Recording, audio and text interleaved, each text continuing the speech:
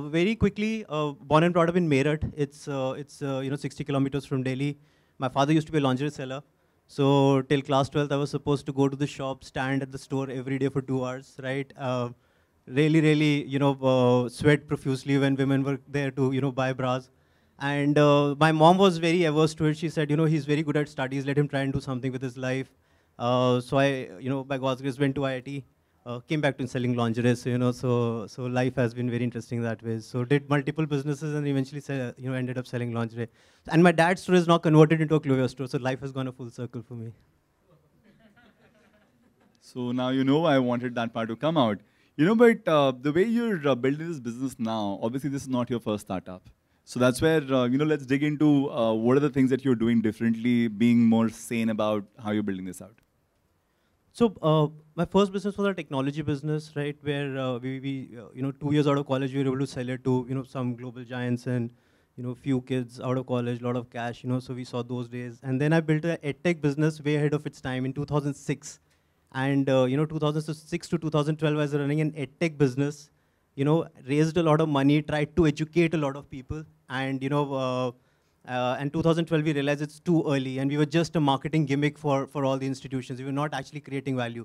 So to give you a sense, I had 15 lakh students, 1.5 million students on my platform in 2011, with a 2.5% usage.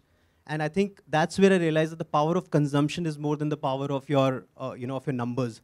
And I think that was one key learning. And second is, which I was telling you, earlier also, that thereon I decided that I'm going to only and only sell aspirin and not vitamins.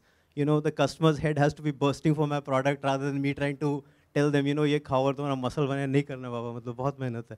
So I think when we were launching Clovia, this category is built on, graveyards of brands, so to speak, right? Because there's so many brands that have come up and then gone down. And my only question to my co-founder, who also happens to be my wife, it's easier to do lingerie business with your wife, right? So, or rather the other way around, it was her thought, and I ended up working with her. So, and the only question was that, is it an aspirin business or a vitamin business? And I think for good 1 year, that was the only question we were trying to solve. And when we realized and we went to the lower tiers, 63% of our business comes from tier 2, tier 3, right? That's when we realized that, it's truly a business which is out there, in demand, in need, but the right product doesn't exist. And our entire thing kind of, evolved from there. So the painkiller, in your understanding, is a sharper understanding of the category where there are obvious gaps left by the larger brands. Yeah. So so there was no brand, frankly. So if you go tier tier 2, tier 3, everybody says it's an unorganized space, and there's so much conversation about lingerie being unorganized. Frankly, it's not unorganized; it's semi-organized. Every tier 2, tier 3 town will have this one local brand, right? Which would be in my hometown, the majority sales happens through this one brand I'll not name. Even if I name, you won't know it anyway. So, but it just operates around Western UP region. There's father-son duo who actually creates the product there. And the entire market is driven by those guys because they understand the local seasonality, they understand the local sizing. In my category, there are 40 sizes. People say apparel business is tough with SML XL, think about cup sizes coming in as well. So everything changes. And in India, every 100 kilometers, the body changes, the preferences changes, even seasons change, And I was just sharing with you, right? As you go higher up north, even within north, you'll see that the sizes of the people keep changing, and all of a sudden the consumption patterns will be different. So there were no national brands per se for the tier 2, tier 3 audience, and that was the thought process that we had, that is there a way, and I used to laugh with my team, Angrez ek hi acha cheez sikha gaye, divide and conquer, why can't we, use that? Why can't we split the country into smaller chunks and then try and conquer those? So we tried multiple things, and then we realized the power of data is what's going to drive this. We built our tech in backend. We started building 500 pieces, which is impossible in this category. We start with 10,000 pieces at least for a single style. So we re-engineered the entire supply chain, and then we started using tech to understand, because internet was the biggest democracy, right? And democracy brings equal opportunity. So we said, let the better product win, let us go out there. And that's when the data started to play a role, and we were able to understand consumption patterns at pin code level, and we started to build out. Now we use the same pin code data, and we are now applying it in offline and doing our learnings. And there also we screwed up big time, because we went with online data of size charts and deployed it in offline and realized it's a very different customer altogether. So then there was a learning cycle again. So yeah. Just on the part around how you started this whole thing out, the understanding of the gap in terms of moving this from an unorganized-ish kind of space, which is not scientific, which is probably in the father-son duo's head, to a system which is way more scientific in nature. There's a shift that's happening. So from a brand owner who's looking to get into the D2C space, some of us have product knowledge and aspiration to build that out. Some of us are more objective and enthused about the space, and then we want to do something. From a choice of that category where unorganized to organized shift is a large opportunity across a lot of categories, and you can be a smart person doing a smart job with data to actually leverage that in that sense, right? Then I wonder why would people end up choosing things which are still early. And you said something about education, that this is not a existing need perhaps, this is not a painkiller, this is an aspirational or probably a vitamin kind of a thing. So just on that one, what do you see people making mistakes on choosing things to build? Because it's a large market, large number of opportunities, you could do anything. Why do people do something which don't necessarily have a scalable path? That's a beautiful question, frankly, and it's more psychological than anything else. There's no single answer to that. I think there are two parts to this answer. One is, what is it that will win, right, in this clutter, right? And frankly, the answer is product. It's the most easiest thing to say. I spoke about myself, who is more technology, strategy, operations, and my wife, who was basically the marketing, the product, thought process, the bridge to the customer. There was another co-founder, a gentleman called Suman, who is basically the product guy. And he has been building lingerie for 21 years. And that's what completed the team to start with. And of course, then more co-founders joined. So the key is the product. You have to have, if you don't have the understanding, you bring somebody in who has the understanding. Because what happened in our case was people started flocking to us for colors, styles, patterns to start with. But then the aha kicked in. Because the problem that we were trying to solve was that the category was there. There was semi-organized brands that were there. But there was the quality of the product. I tried to acquire at least 4 of those guys from different parts of the country. Each one of them, I said, first you build a batch for me. If I like the batch, then we'll talk next step. And the product was so bad that we could not even talk to them again. I said, I'll take this batch and I'll probably burn it because I can't give it to my customer. So I think it was the quality gap that people did not even know, could not even touch, right? The bigger brands were more expensive. The smaller brands, which are the local brands, were not good, and nobody even realized that they're wearing a bad product or a misfitting product. Of course, sizing was always a concern. Women don't, even till 4 years ago, even in my office, 85% of women didn't know their sizes when we did a, exercise. So a lot of those things happen over a period of time. But the most important thing is that there needs to be somebody who has access and understanding to product. If they don't have, it's a concern. Then that's a non-starter. So what we see often in the D2C ecosystem especially is there are founders who understand developing the product, not necessarily the same guys who understand GTM and Google ads. So they'll end up depending on agencies.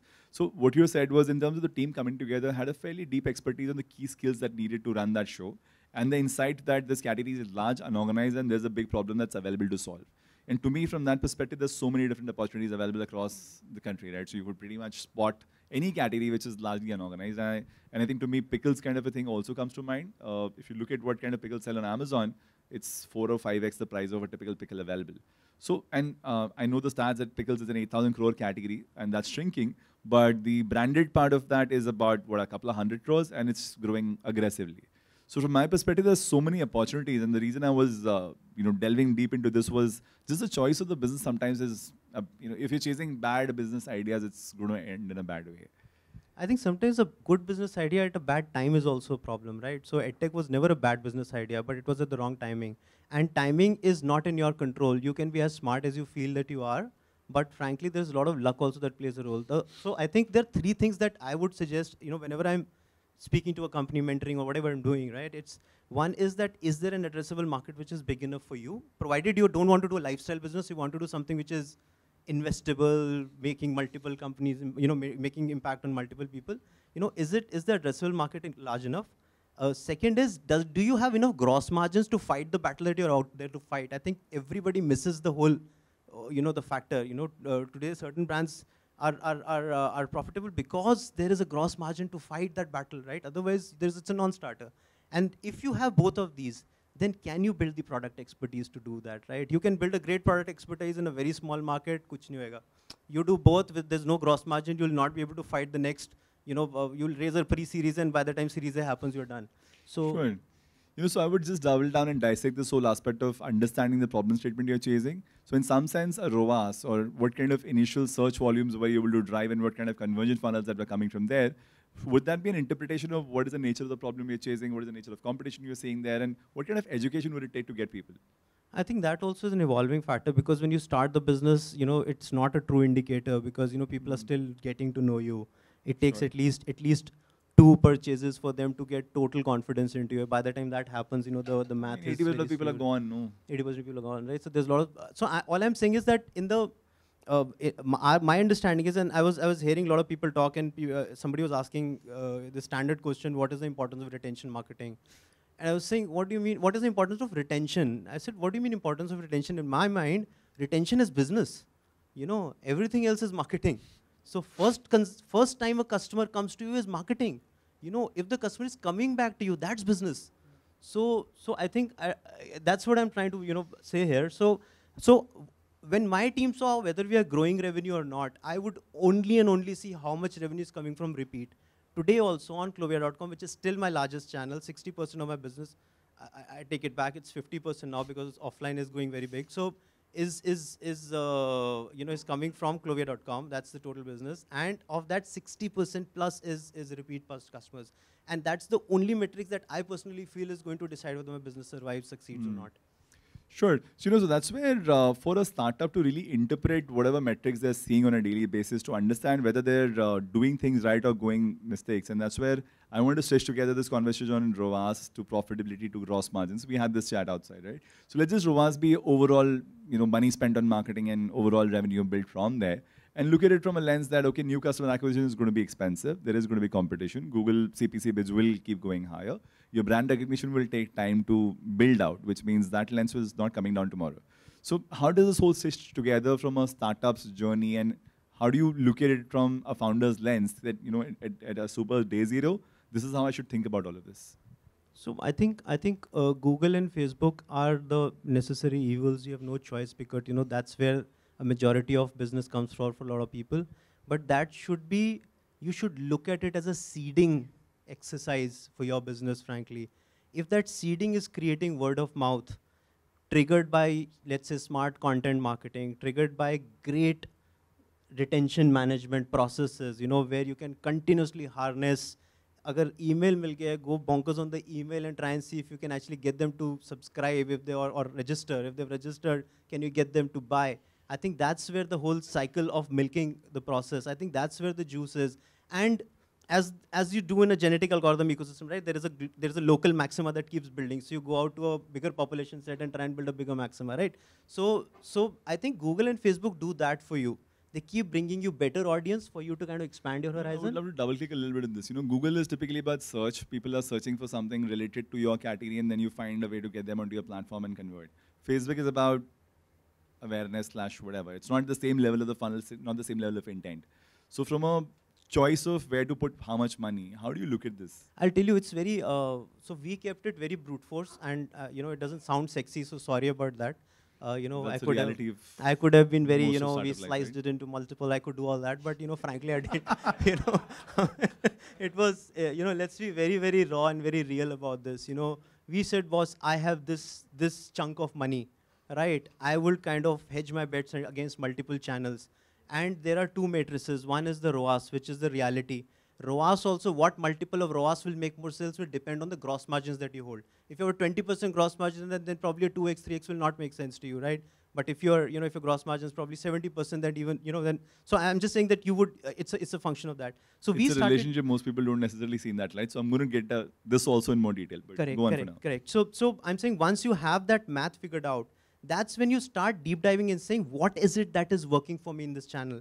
So that's how we did it. And of course, now it has gotten a lot more technical because there was a journey. It's been a almost 7-8 year journey. So we have a lot more data to play with to kind of decide certain things. But at that point of time, it was all about going brute force and then seeing whichever is making more sense. That was level 1 of our break, right? Level 2 of our break started when we started saying that which channel is actually giving me revenue for a more sustained period of time. There also, we did not have the right tools for it, so we went more brute force and we said, everything that came with last click of Facebook, let me see how much those people have generated for me over a period of time, right? So I would do a RoAS and I would do a, for lack of better word, an LTV, for that channel. Sure. Right? And there also, there's no hybrid, it's all last click attribution. So it's not very smart. Sure, but in a still lot of ways. better than a lot of Yeah. level one. And that's where we started to kind of build this model further, and that started to work.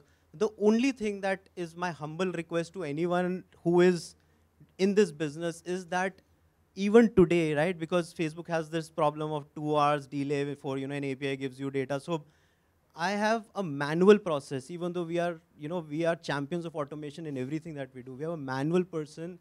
It's team of people who would, every 8 hours the shift changes, and there's a WhatsApp message which comes with absolute details of what penny was spent where and how much it delivered. And the decisioning is taken on an hourly basis. If we can't take a decision, at least we are aware of what we are doing. And awareness is a starting point that might way better than not being aware and say, every day, twice we check. That will never work for you. So yeah, I mean. As a data native and digital native kind of mindset, when you're obsessing over metrics every 8 hours, half of D2C founders depend on agencies for this stuff. They get a macro level monthly number that, okay, we spend this much and we made this much revenue. So let's just say this is our RoAS, and that's where it kind of ends for them. Exactly. What's your advice for people who are doing this right now? Sir, it's very simple. I mean, most of the big businesses out there in the world, just any sustainable big business which has been there for a substantial period of time, right, has been a business which was extremely penny-wise, right? A lot of sustainable penny-wise businesses which went flashy also kind of went a very bad fate. So the hard reality of business is rhetorical. Rhetorical is boring, and sometimes it's rhetorical because it's true. Boring makes money. And for you, the boring thought process should be, how do I get the maximum bang for my buck? It's always easy to give it to an agency and have very beautiful slides every week shared with you. It's not going to work out like that. Look at Walmart. Read the life story, and you'll see how every single penny was saved. So I think the moral of the story from our perspective is very simple. Marketing dollar is a very expensive dollar, and once you open the tap, kab aapka tanki wo khatam ho jayega, aapko pata bhi nahi lagega. So you got to be extremely careful that if the tap is turned on, it's the water is flowing into the right bucket. And that's where you so casually use the RoAS and the gross margin equation. I want you to break this down a little bit. See, it's very simple. Revenue is a very, so people say that vanity, sanity, there's such beautiful statements people make. But frankly, revenue is also vanity, right? It's a big vanity, because I would be making, my GMV is $1 billion. How much gross margin you're making? 10%, right? So 100 million bolna. You know what I'm saying? So what is the revenue you are making? That should be what your reality is, right? There's a $100 million business or a $200 million business, which is a 50% gross margin, is as equivalent to you as your own business, right? Unless there's a cash flow play, which I think we can discuss at some other time, right? That's a very different story altogether. And I'm just trying to draw a point home. So let's not go financial around it. But all I'm trying to say is that gross margin is very, very, very important factor to your business. If you're a marketplace, you will have a much smaller gross margin to play with, and all of a sudden you'll have a lot bigger responsibility of spending your marketing dollars. If you're people like us who operate in a 65% gross margin, you can afford to make some mistakes and still survive. So we take a lot of pride in saying that we were very smart with our money, and our investors got good returns. But the math of the business added up, and that's why we were able to build on it. If the math did not add day zero, I could have sold the product 2x of the volumes that I'm selling today had I slashed the price further, right? Because it would have been beautiful discounting, and that would have given me a huge story about the growth story of the business. But that would not have been a business. It would have just been a story. So and I keep telling my team, every great business is a great story, but every great story is not a great business. So be a great business, story ban jayega. So yeah. So with the 65% gross margin, where do you draw the line on RoAS? How low are you okay with? इसके नीचे नहीं जाना चाहिए. अब वो channel specific हो गया है, frankly, because there are places where we are okay with even a 2x, frankly, right? Because I know that you still have something left. Sorry? You will still have something left. I'll still have something left in the overall P&L, but on certain channels, it will be probably, sure. Yeah. So We have gone up to 1.5 in certain places where we saw that the quality of the customer was so high that we could actually afford to do that. But those are very, very बहुत specific casual cases. statement, but quality of customer, let's define. Quality of customer in iOS, for example. So I'm being very, there's nothing. Yeah, no, I'm saying, how do you define Yeah, quality? yeah, yeah. Because it So could be repeated, could be devices. Yeah, yeah. So it's device versus certain categories, right? So if at a certain category is being purchased where I know that today my margin is low, but once I build the volumes at the back end, I'll start making better profits. So I'm okay to kind of take that bet today. But eventually everything has to boil down to a certain number. Absolutely. So those are all momentary bets which over a period of time will add up. So from a founder's perspective, these are choices you're making with a certain level of data and intel or maybe some sort of heuristics as well, that an iOS customer who buys into this category is important for me. So I'm okay to afford a poorer RoAS here, but I would not do this in a category which had maybe 35% margin with an Android user because that is not the same kind of business. So it's a fairly calculated, methodical kind of approach to spends, right? I mean, again, because I'm, it's I mean, easier you're said now than 7 done, years right? down the road. Yeah, yeah. I'm saying these are all, these are all post-mortem thesis that we end up doing. Now that this learning is available, Yeah. I would imagine for a founder of today, shouldn't this be like a playbook? It should ideally be yes, but the way it happens is because, as I said, you have to start with a brute force, right? Sure. So it will take you some time before you get there. But as long as your thought process to constantly get to that stage, you should be okay to be taking brute force calls in the beginning.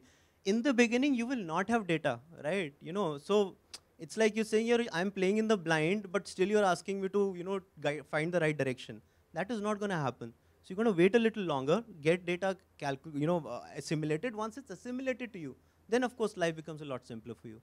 You also want to take that lens of the lifestyle business topic we spoke about, that you could build a perfectly healthy, profitable, healthy ROAS, healthy gross margin kind of a lifestyle business, or you could go the invested path where you want to scale a lot more aggressively to a larger, let's say, top line or goal like that. So from a founder's lens, what is the variance in these choices that make? So again, it's a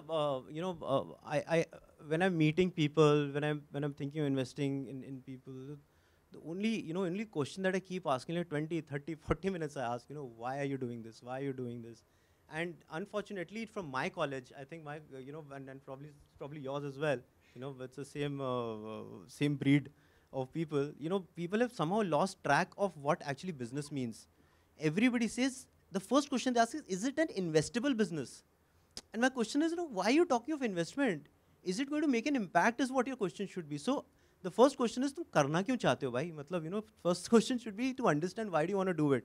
For us, of course, I had my learning cycle, right? I come from a very patriarchal ecosystem where now it's 70% women in my office, so I completely have done a phase shift in my life. So, so the whole thought process for us was to girls beyond class 8 in my, my co-founder's school at her time were not able to play certain sports because they were not wearing the right product.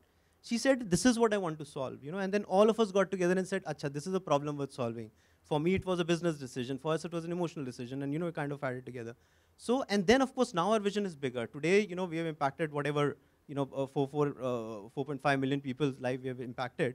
Now the whole thought process is 50 million is our target. So that's what we are planning to do. So what you still offered a 50x to your seed investor, right? Right. You still offered a fairly large return to your seed investor. So I'm trying to kind of dissect that choice at some point, that if this is a lifestyle business, which is great, vis-a-vis it's an investable business, which is still great, how do you make that choice? What kind of implications does it have? So I'll go back to the first question the first point that I made, right? As long as you have the gross margins, as long as you have the TAM, and you have the product knowledge, you should be able to, you should be thinking, if your TAM is smaller, right? If your business is a great, so in my category, if you were to start a lingerie boutique, right, which would fit women and give them a custom bra, right, for let's say 3,000 rupees, you could do a great business, you could brand a linking road, you could open a great store and it would do brilliant for you, right? But if you want to scale that business, it will not go beyond a certain size because it will only cater to a certain audience. Which is then, if you made a business which is the Bandra Linking Road 3,000 rupee product,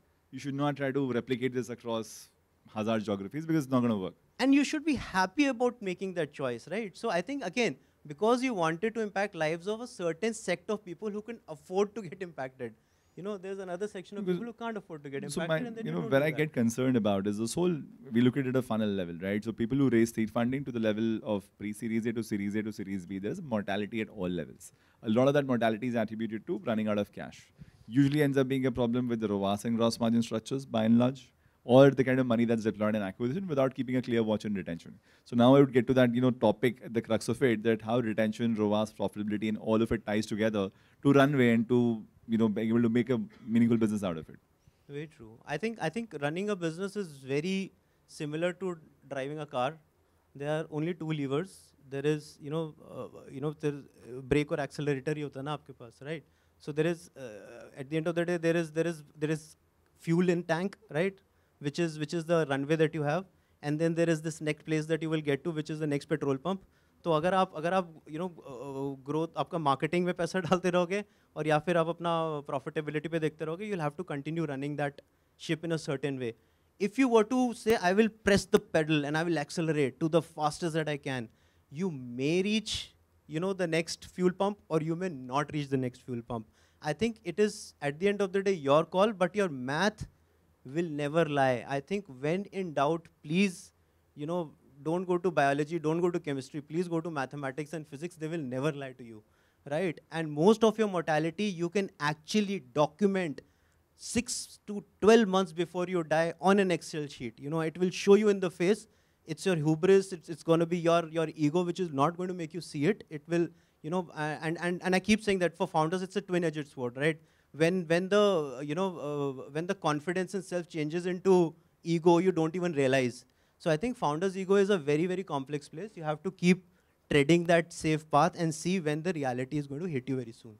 In that sense, to kind of keep that balance between ego and the math and the rationality of it, what did you do to surround yourself with the right kind of sounding boards or co-founders who would probably break that ego in some sense? The reality is different from what you're talking about. My co-founder is my wife, so I think so she does a fair deal.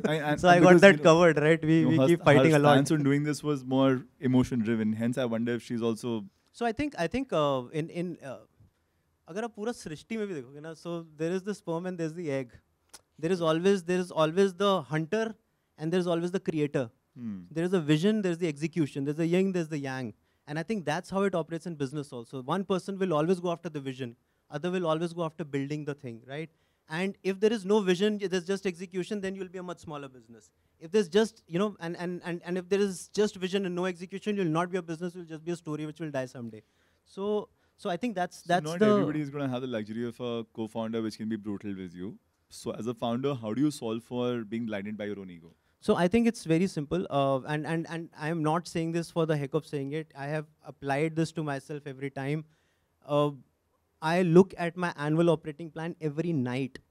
Every single night I do that, right? And I think that kind of discipline will always keep you close to reality. And that annual operating plan I don't see for this month. I see whatever the patterns I would identify 10 KPIs. And I will see where these KPIs are going and will they take me to the place I want to be. The answer is always there, but then again, of course, you have to be a realist. And I think being realist also clouds you from being very sharp at other things, but that's a cost I bear. And I continue being a realist. So as a founder, somebody who's not as naturally number savvy in some sense, how do they fix this gap? Please get a co-founder who's number savvy. Without numbers, not going to happen. That's how I feel about it. Sorry? Or don't get into business. Till you're able to figure out a co-founder, either you obsess over it yourself or you find somebody you can. Get a finance guy, get somebody who, and please, you don't have money, I understand, then please give equity, some level of equity, because somebody with grip on numbers is very important unless luck strikes, and luck is a very powerful joker in the pack. So, don't say uska to chal gaya tha. Bhai, wo lucky tha. Har koi lucky nahi hota. So, I am talking of people who are people like me who have to work hard to get things. People who don't get naturally lucky. So, I am telling everything from that lens that numbers is something that you can't avoid. So, please get for us, for example, I was never good with P&Ls, right? Because, I was a techie. So, I was blessed with people in the gang who were very strong with, I had one CA and then over a period of time, that person is a co-founder now, right? Because there was so much that came to the table with that person that, everything changed. So I think it's unavoidable, I mean, you like it or not. Yes, well, all the founders who are not as number obsessed as he is, maybe it's a good idea to rethink that approach because it's going to be likely important for your growth, maybe even survival. On that note, this whole idea of choosing the business and choosing the path that it should take, whether this is VCable or whether this is great as a lifestyle, if you make the wrong choice, it's likely going to be a mortality outcome. How do you see that choice interplay? You make a wrong choice, then you might stumble on something over a period of time that will make you steer and pivot into something which is different. So I think there are so many variables in this equation. There's no single answer. No, so I was going to say that when you talk about a linking road showroom and you decide to open up 25 of those, obviously make all work. that. You're right. So yeah. So from a choice perspective, you try and make that investable and think that it's going to. So is your lifestyle business scalable? It's as simple a question as that, right? So think about it. Your father has a beautiful showroom of suit pieces, and it's a beautiful business. He's been running for 100 years, and ABC and Sons running forever, right? So you have a great legacy. Now, can you build on that and build an investable business? The jury's out. Then you have to. You cannot say I will XYZ and Sons I will make like 100 stores and some VC will come and invest it. That's not going to happen, right? You'll have to think about it of how to make it a business which can actually scale. Yeah, and which is where then the choice of businesses to get into and the aspiration and the role models and the heroes become the question for me, because it's a perfectly legit, great store, which is a profitable business, doing well for you and for your family. But then if you're going to try and replicate that into 100 locations, it's probably going to fail. So I think this conversation we should do after we are drunk in the evening. Yeah. But very quick pointer, what keeps at least me humble, and I would request everyone to think about it. The sabji wala, the hawker that comes around, he is basically procuring the product. He is marketing the product. वो चीख चीख के सबको बताता है. He is selling the product. He's doing after sales service. He has dedicated customer base. He's managing cash flow, for God's sake. Most 90% of us can't do that. So please understand, that is just because his business is not sexy enough doesn't make him a much lesser a hero. I still feel my dad was much sharper businessman than I am. When I touched 100 crores, I went to him glowing and said, boss, देखो daddy मैंने क्या किया. He said, profit कितना है? मैंने कहा 4 crore का loss था, कहते भाग जा. So, मतलब -4% EBITDA was huge at that time, right? But I was thrown out of the house. People would die for that, yeah? I could see it in his eyes, what have I created? So, so I think I had to re-engineer, right? After Reliance paid 950 crores for 90% of the business, he just gave a slight smile and said, "Theek hai, something you guys were doing right." So before that, I never got a single pat on my back, right? And even today, he says, "Profitable hue ab, thankfully I can answer properly." So things are much simpler. So I think those fundamentals are very necessary. I was blessed because I came from an ecosystem where cash flows were more important than anything else, because that will bring food to your table in the night. So not everybody's blessed. Your father could be doing something else, your mother could be doing something else. So you will have your own learning cycles. But at least my job today was to share my story, so I've done that. No, so what I would truly want to achieve out of this is hopefully the choices that startups are making today, the founders are making today while building their teams, while choosing their marketing partners or agencies, or deciding the metrics they're going to watch on an everyday basis, become slightly wiser and they improve their own success quotient, right? That's the end goal. So thank you so much. This was an amazing conversation, fairly insightful for me. I think a lot of things which people should translate into actions. I'll just close with one last statement that, raising funds is a great thing, but getting money to buy ammunition for the war doesn't mean you've won the war. These are two different things. So don't confuse between the two. Most of the people focus on raising money to buy ammunition for the war. War ki ladai to bhi bahut dur hai. So I think the focus should be on winning the war, and money is just a byproduct of the process. And there are enough amazing businesses to build. Thank you so much on that.